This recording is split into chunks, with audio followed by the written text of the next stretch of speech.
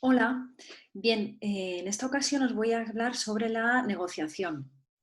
Como sabéis, la negociación, los principales autores, ¿no?, que van detrás de lo que sería el concepto de negociación son William Ury, Willy Ury, Roger Fisher y Bruce Patton.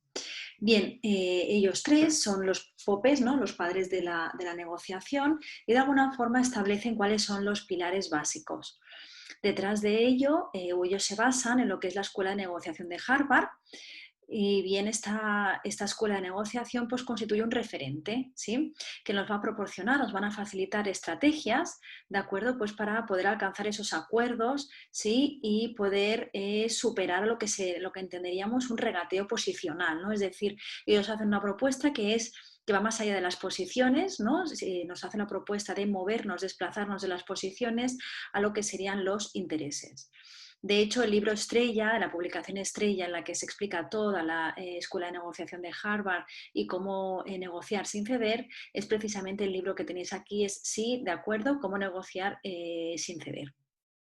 Bien, tradicionalmente tenemos como dos maneras, ¿no?, de negociar.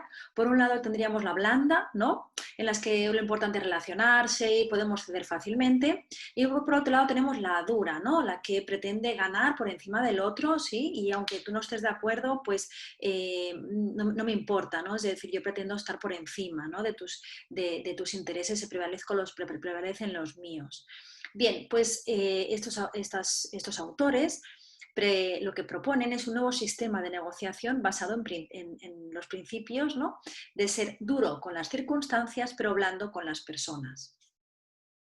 Es decir, hay que ser rígido, ¿no?, o duro, decir, es decir, hay que pretender ganar, ¿no?, es decir, las circunstancias. Sin embargo, la relación sí que hay que cuidarla, ¿sí? Es decir, las personas las tenemos que cuidar.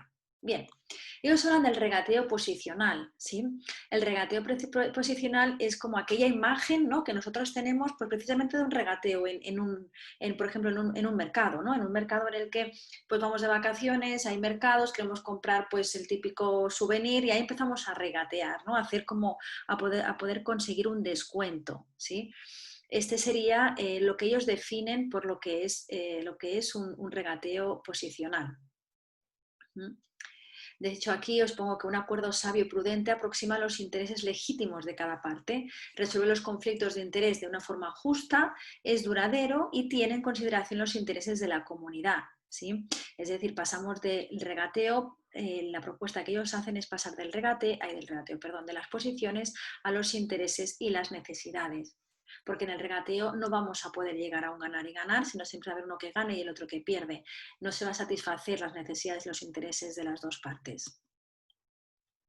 Bien, ellos proponen una negociación, ¿de acuerdo?, que es la negociación basada en principios. Esta negociación presenta tres fases. La primera de ellas es el análisis. Primero hay que recoger información, ¿sí? No podemos hacer una negociación si no tenemos la información primera. De hecho, os acordáis en el vídeo que habéis visto, ¿no?, de la metáfora de la naranja, en el que una de las cuestiones concluye el vídeo diciendo que la información es importante para poder negociar. ¿De acuerdo?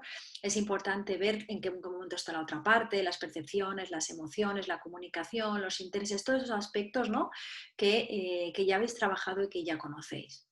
Bien, una vez ya tengo todo el análisis realizado, voy a planificar, ¿sí? Debo de hacer una lluvia de ideas, ver, ¿no?, cómo puedo gestionar los problemas que tiene la otra parte, cuáles son esos intereses más importantes, cuáles son los objetivos que me podrían guiar, si existen algunas opciones, ¿no?, adicionales y demás. Y finalmente la fase de discusión, ¿de acuerdo?, donde se pone en común pues, si hay la diferencia de percepciones, de sentimientos, dificultades en la comunicación y demás, ¿no? Es decir, que se pueden generar como opciones conjuntas, ¿de acuerdo?, en las que las dos personas estén en ventaja, y buscar acuerdos sobre criterios objetivos, ¿no?, sobre cuestiones que unan a las dos partes. Y a partir de aquí podemos llegar, ¿no?, a lo que sería el acuerdo negociado. Esto sería lo que ellos le llaman la negociación basada en principios. De hecho, aquí en este cuadro podéis ver cómo se diferencia, ¿no?, una negociación de lo que ellos le llaman blando, ¿sí? Que es pues, cuando los participantes son amigos, cuando lo importante es la relación, se cede, ¿no? Sin importar pues, los intereses de uno mismo, ¿de acuerdo? Evitas las pugnas de voluntades y demás. Luego estaría cuando es la parte más dura, ¿no? Cuando los participantes no son amigos, sino que son adversarios, ¿sí? Cuando se es duro con todos, se exige concesiones, el objetivo es ganar, ¿no? Y ganar la pugna de voluntades y sobre todo es presionar, ¿no? Y sin embargo luego está la propuesta que ellos hacen, que es la basada en principios, como os decía, blando con las personas, pero duro con las circunstancias.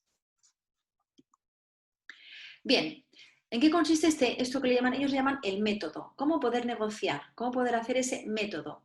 Bien, deberemos de separar las personas, ¿no? del problema. ¿Sí? Esa es una de las cuestiones principales que ellos dicen. Entonces, para ello, ¿no? Hablamos de que hay dos clases de intereses, lo que sería la esencia, ¿no? la que se pone en juego en la negociación, y la relación. ¿Sí? Es decir, una cosa sería la esencia, el contenido, ¿no? lo que se está en juego, y luego habría la relación, ¿no? que el objetivo es preservar la relación futura. ¿Sí? A veces la relación se mezcla con el problema, ¿no? Entonces, bueno, ahí se ponen en conflicto las dos cuestiones.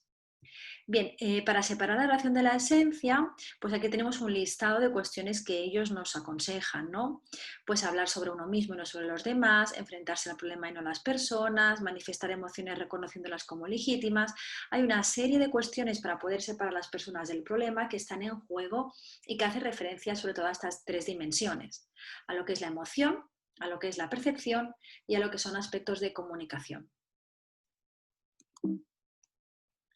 Bien, el método sigue en que, además de separar las personas del problema, nos tenemos que centrar en el interés y no en la posición. Es decir, debemos de ir más allá de la demanda inicial que nos hacen, ¿no? Cuando estamos en un conflicto siempre hay una demanda inicial, ¿sí? Que responde al qué es lo que esa persona está pidiendo. Nosotros no nos podemos quedar ahí en el qué, porque si nos quedamos en el qué no podremos llegar a gestionar positivamente el conflicto, sino que debemos de preguntar por qué o para qué, o por qué no, o para qué no. ¿Sí? Debemos de ir a los intereses, a las necesidades, debemos de ir a lo que se esconde detrás de esas posiciones, porque en el plano de los intereses y de las necesidades podremos negociar con el objetivo de ganar, ganar. Bien, otro tercer aspecto de este método que ellos hacen es inventar opciones en beneficio mutuo. ¿Sí? Es decir, tenemos que inventar opciones, soluciones, ¿sí? Una tercera opción alternativa, ¿de acuerdo? Que lo que recoja sea pues, las necesidades y los intereses de ambas partes. ¿De acuerdo? Aquí, pues, por ejemplo, ¿no? Nos dicen que una estrategia puede ser el brainstorming, solucionar su problema, ¿no? Es su problema, ¿no? Es decir, que cada uno pueda ser responsable de solucionar su propio problema, ¿sí? Pues podemos, ¿no? Un pastel, ¿no? Y ver un poco cómo lo dividimos. Bueno, buscar una respuesta única, no buscar una respuesta única, decir que, bueno, que no se pueden emitir juicios prematuros, ¿no? Es decir, hay como diferentes cuestiones, ¿no? que se pueden precisamente cuestionar y otras que pueden servirnos, ¿no? Las tres primeras es como juicio prematuro, búsqueda de respuesta única, presunción de un pastel fijo, son cuestiones en las que uno no debería de la que nos ayuda a cuestionarlas para que buscar el beneficio mutuo, y las tres siguientes, solucionar su problema y su problema, buscar el beneficio mutuo, y la estrategia del brainstorming son como herramientas que nos dan para reflexionar precisamente también para buscar el beneficio mutuo. Muy bien. Otra cuestión dentro del método que nos dicen que es el desarrollo de criterios objetivos. Bien, desarrollo de criterios objetivos es buscar, ¿no? buscar una manera, ¿no? Conjunta de que no sea ni tu parte ni la mía, sino que sea como una opción neutral, ¿no? En las que nos podamos basar y en las que estemos en común. Es decir, por ejemplo, si uno quiere una cosa y el otro quiere otra cosa, sí sería buscar algo que nos una. Es decir, empezar a buscar cuestiones que nos puedan unir, ¿sí? Es decir, lograr una solución basada en principios, ¿sí? No en presiones. Estar abierto a razones, no a las amenazas. ¿Sí? Los criterios objetivos son muy importantes para la eficacia, ¿no? Cuando hay muchas partes involucradas, mientras más partes involucradas hay, más criterios objetivos deben de haber. Ujú. Es decir, debemos de buscar aquello que nos una, que una a las partes, ¿sí? Ir más allá. Pues puede ser que sean valores, ¿no? Porque los valores sabemos que los tenemos que cuestionar, pero un valor absoluto, ¿no? Un valor universal nos puede unir, ¿sí? Si estamos hablando pues del respeto, ¿no? Bueno, pues vamos a respetarnos. ¿Hasta aquí estamos de acuerdo? Sí, venga, ¿no? Pues un poco como esos criterios objetivos que a esas dos partes que las han separado que puedan volverse a acercar. Muy bien, tenemos el desarrollo del MAN. Aquí tenemos un ejemplo, ¿sí? En el que, bien, en el que podríamos, os invito si queréis vosotras mismas a leerlo, a desarrollarlo, ¿sí? Y a ver cuáles serían los resultados, ¿no? Es decir, el MAN o el MATNA o el BATNA o el WATNA, ¿no? La mejor alternativa a la gestión del conflicto, o la peor alternativa a la gestión del conflicto, ¿no? Es decir, el máximo y el mínimo, ¿no? Sería como lo que sería el magna y el wanda, ¿no? Entonces, aquí con el MAN, lo que los autores pretenden es que cuando uno está negociando, tenga su propio MAN, es decir, que uno sepa, que haga un análisis previo de hasta qué punto, o sea, cuál es mi mínimo y cuál es mi máximo, ¿sí? Es decir, cuál es mi margen de negociación, ¿sí? Poder estudiarlo previamente, siempre con el criterio de no perjudicar a la otra persona. Es el criterio que es el que debe juzgar cualquier propuesta, ¿no? Es decir, queremos valorar una propuesta y nos tenemos que anticipar, tenemos que hacer nuestro MAN para poder negociar de una forma positiva. Como les decía, ¿no? El MAN es la mejor alternativa a un acuerdo negociado. Entonces es como adoptar un mínimo, ¿no? Que lo podemos proteger de un acuerdo muy inconveniente. También puede impedir, ¿no? Que salga una cosa que nos inventemos y que aceptemos una solución, ¿no? Que quizá no sería prudente aceptarla. Es decir, que con el MAN podemos valorar en todo momento si lo que nos están proponiendo es una alternativa válida para aceptar o no. Anticipamos a la negociación, ¿de acuerdo? Para poder controlar cuáles son las opciones, dentro de las opciones que nos puedan proponer, poder valorar porque hemos hecho un estudio previo de nuestro mínimo y nuestro máximo en la negociación. Bien, pues estas serían las cuestiones básicas, sí que estos tres autores, Fisher, Ury y Patton, pues nos hablan sobre la negociación, ¿sí? Sobre todas estas cuestiones que hay que tener en cuenta en la negociación. También nos hablan pues, de lo que os decía ahora último del MAN, ¿no? De cómo nos tenemos que anticipar y hacer un estudio previo de la negociación que vamos a hacer, ¿de acuerdo? Teniendo en cuenta siempre estos criterios, que estos criterios de alguna forma regulan y hacen posible que podamos